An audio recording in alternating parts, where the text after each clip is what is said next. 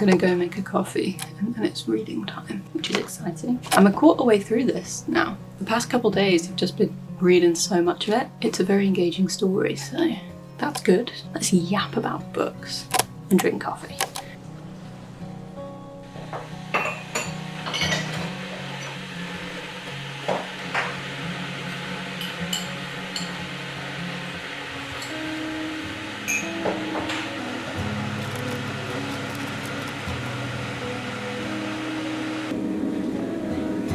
Give her a minute. The kettle is boiled. I'm just gonna let the water cool a bit so I don't burn my coffee, because I do that too often. Look at this. In my currently reading for June, I put some links in the description of that video for summer reading challenges, in case any of you guys wanted to know about some of them that are going on. And in doing so, a wonderful booktuber and blogger, Sue Jackson, left a really lovely comment on that video. I did more digging around the challenge that she has hosted in previous years and is co-hosting this year, which is the Big Book Summer Reading Challenge, where you read books that are 400 plus pages or ebook audiobooks where the print edition is 400 plus pages. I'm already reading The Time Traveller's Wife, and it was one of her favourites when she read it, and I will admit I'm warming up to it a bit more. Powering through it, I'm very invested in these characters. They're very well written, I must say. I'm having thoughts about the way the story is set out. You may remember that the first chapter is a bit raunchy. There's a few fade to black scenes, there's a couple,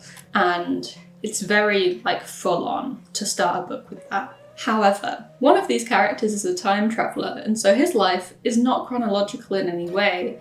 He revisits his past self, he gets visited from his future self, and his wife is a person that he visits throughout her life. So her linear life has been building up this relationship with him for 20 years. And so we start the book with the kind of climax of that story, with the payoff for this 20-year slow burn for this character. But we're getting the perspective of that from the other character whose life is lived non-linearly. Out of time, I think, is what he refers to it as. He lives out of time, which is just such a cool way to do it, because we're following them both as protagonists. It's about both of them. But following his half of the story, he will experience moments in his life and then get the history and the context afterwards, because he experiences it out of the chronology you'd expect. So I'm coming to appreciate the fact that the first chapter is that way, because it puts you as the reader in that kind of what the hell is happening kind of zone. You experience what it's like to be him, because the events are contextualized afterwards. Isn't that so smart? Anyway, so that's thoughts on the book. The Big Book Summer Reading Challenge of 2025. But I made a list of all the books that I have that are over 400 pages last night.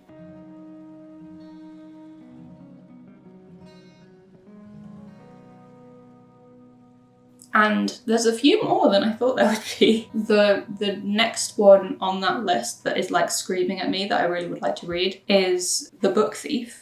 Is over 400 pages. And it's one I've wanted to read for ages as well. So when I finish this, because I'm kind of powering through it at the moment, when I finish this I might move on to that, because that'd be fun. And then there's some other stuff on that list. I got gifted a special edition of Six of Crows. I have the audiobook of Six of Crows and I haven't made much progress on it because it's multi-perspective. They have different narrators, which I'm sure is very cool to people who already know the book and know the characters, but I don't, and it's throwing me off and I can't process it. But I have a book of it, so I can read it instead. Paul Murray's The Bee Sting was one of Cafe Nero's book award winners last year, and Dr. Amy rated it really high, so gotta trust the doctor's advice. Yeah, and then a few non-fictions are on there too. But there's a ton of books on that list that I am looking forward to reading, and they're all owned books, so that's my Read What You Own challenge sorted for the summer. And it's a big community event and it'll be really fun. And I finally get to read some of my massive books that I haven't really felt like I could read, but this is a dedicated time to read them. And I'll enjoy them as well, I imagine, but isn't that fun? Also, I'm turning 23 today. I know, right? I should have planned this way better to be I'll start the reading vlog on the day before my birthday. Or the week before, so that I have a whole week for my week-long reading vlog. Anyway, let's make coffee and do a reading thing for like an hour. Hooray!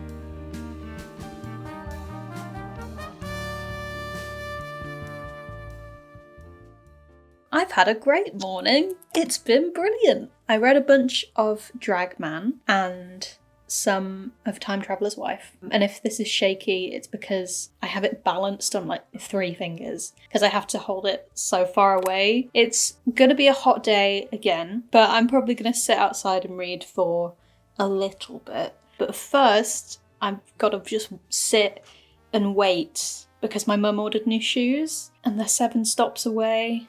But yeah, so I'm going to read a bit more of Time Traveller's Wife. It's a very fun book.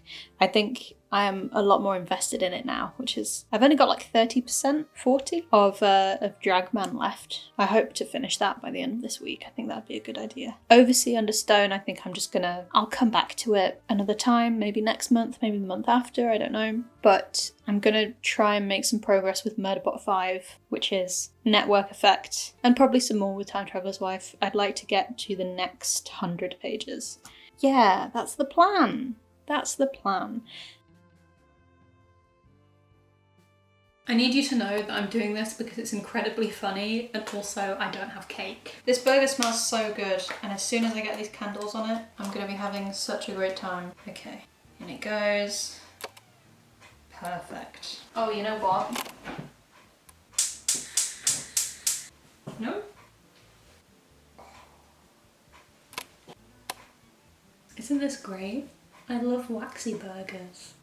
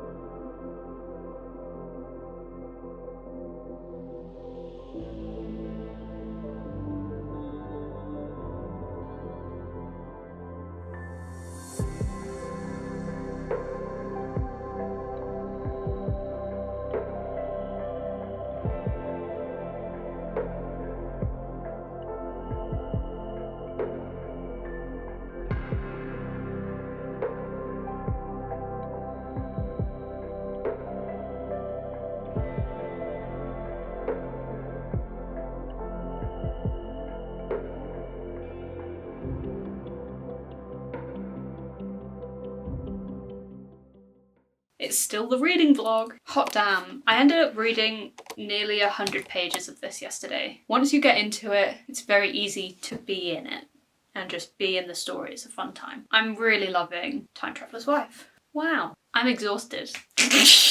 I know I look very high energy, but as soon as this camera's off, I'm collapsing in bed for the next 4 hours. You know what I mean? I got up this morning and was like, whoa, I have all these things I can do.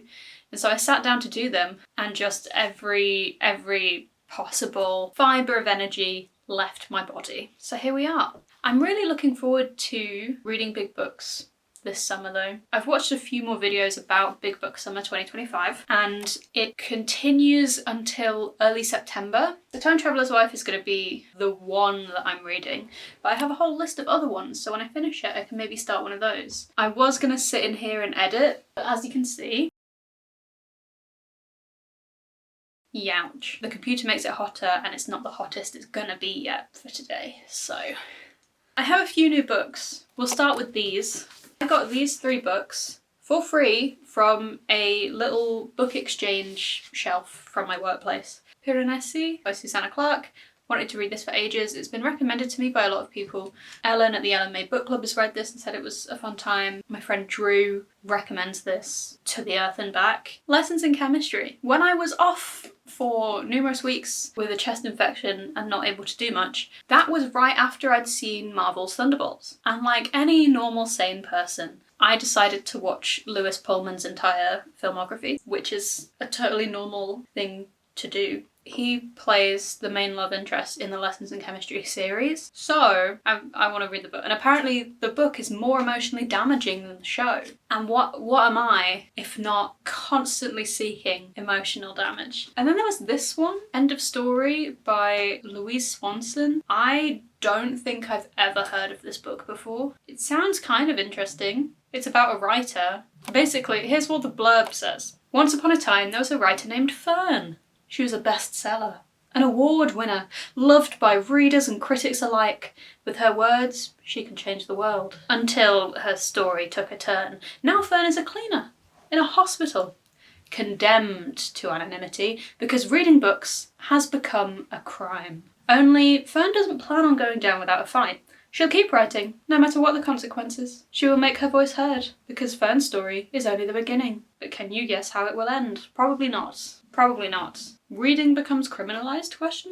Is that a fact of an apocalyptic book? Or a huge over-exaggeration from an unreliable narrator? Who knows? Guess I'll find out. My very good friend Alex has gifted me this, Stephen King's On Writing, which is a memoir biography that also reflects on Stephen King's writing process. I've wanted to read more books on writing. I have a fair few that I've not read anyway, but this one does come highly recommended by a lot of people. It's on a lot of reading lists. There's more. So I bought Butter because it was on offer at work and I've wanted to read it. It was Waterstone's Book of the Month in December. Might be fun. And the other is Ministry of Time because I want to read more time travel type books. I love a time travel moment, I won't lie. Love a time travel moment. Avengers Endgame, time travel moment, perfect. Back to the Future, my favourite movie trilogy, time travel moment, perfect. So there we go. I cannot see myself doing literally anything else today because I'm just so tired. So there you go. Great, cool, fun, good times. Probably the end of the reading vlog, but I've done some progress-ish. God, I feel ill. Have I got heat stroke right now? Probably. I'm gonna go. Bye.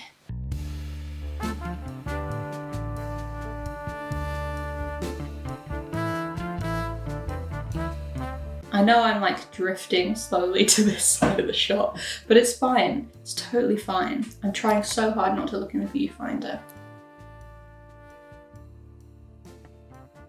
This burger is stacked. And this is the content you wanted, right? Oh yeah, pickle time. Ooh. I am 23 years old, and that was delicious. I really hope my ass didn't get in that shot because I'm wearing such small shorts right now.